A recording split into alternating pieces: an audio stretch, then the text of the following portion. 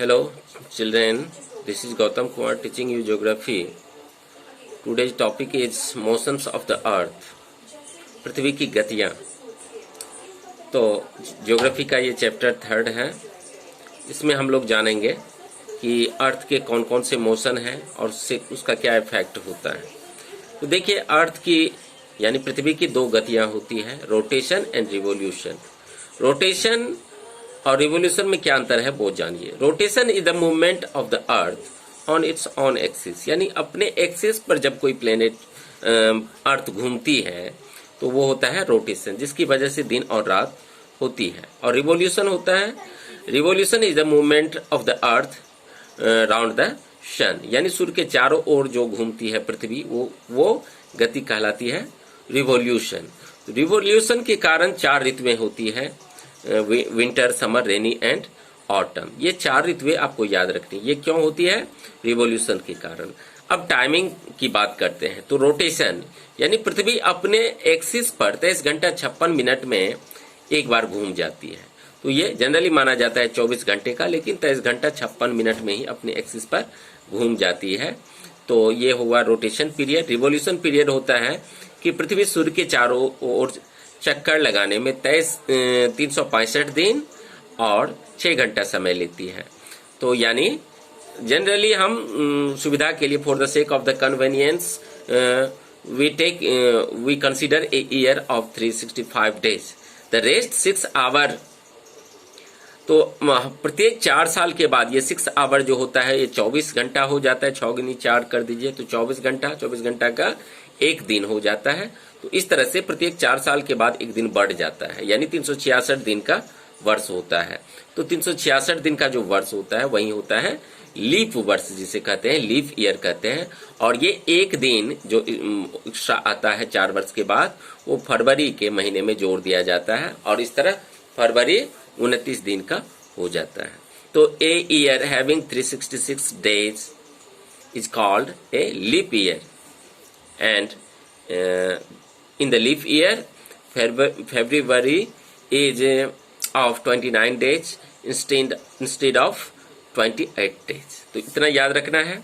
अब है कि अर्थ जो है वो अपने एक्सिस पर झुका हुआ है। कितना झुका हुआ है? ऑर्बिटल प्लेन के साथ। What is the angle of inclination of the earth's axis with its orbital plane? तो वो होता है 66.5 डिग्री। कितना होता है? 66.5 डिग्री होता है। चलिए, तो अब है differentiate between the summer solstice. अब सोल्स्टाइस क्या होती है इसके बारे में हम लोग बाद में जानेंगे। पहले ये जान लेते हैं कि क्या पृथ्वी जो है 2 पार्ट में जो बटा हुआ है, तो हमारा देश ये किस पार्ट में है, किस हेमिस्फेयर में है? तो हमारा देश यानी भारत जो है वो नॉर्दर्न हेमिस्फेयर में है और इसके 8 राज्यों से होकर के कर्क रेखा गुजरती है। चलिए, अब ये देखिए कि कभी कभी क्या होता है कि सूर्य घूमने के क्रम में कभी सूर्य से काफी दूर हो जाती है, कभी सूर्य से काफी नजदीक हो जाती है, जिसको हम उपसौर अपसौर कहते हैं, जिसके बारे में जानेंगे हम। तो चलिए, अब है कि ये ग्रहण आप समझते हैं ना, चंद्र ग्रहण और सूर्य ग्रहण, ये जो होती है, आप जानते हैं कि सूर्य अपने जगह पर स्थिर है, वो घूमती नहीं है। घूमती है पृथ्वी, और पृथ्वी के चारों ओर घूमती है मून, जो कि मून एकमात्र अर्थ का सैटेलाइट है।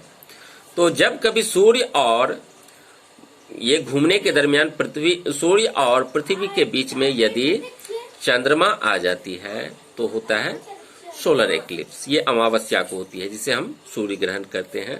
और यदि सन और मून के बीच में अर्थ आ जाती है तो उसको हम लूनर एक्लिप्स कहते हैं, जो कि पूर्णिमा को होती है। अब है कि साल में एक दिन जो होता है, एक डेट ऐसा आता है जब दिन सबसे बड़ा और रातें सबसे छोटी होती है उत्तरी गोलार्ध में। वो है 21 जून को। 21 जून को दिन सबसे बड़ा होता है और रातें सबसे छोटी होती है। फिर 22 दिसंबर को दिन सबसे छोटा होता है, रातें सबसे बड़ी होती है, और इसी का रिवर्स यानी इसी का उल्टा विपरीत कंडीशन होता है किसमें? साउदर्न हेमिस्फेयर में।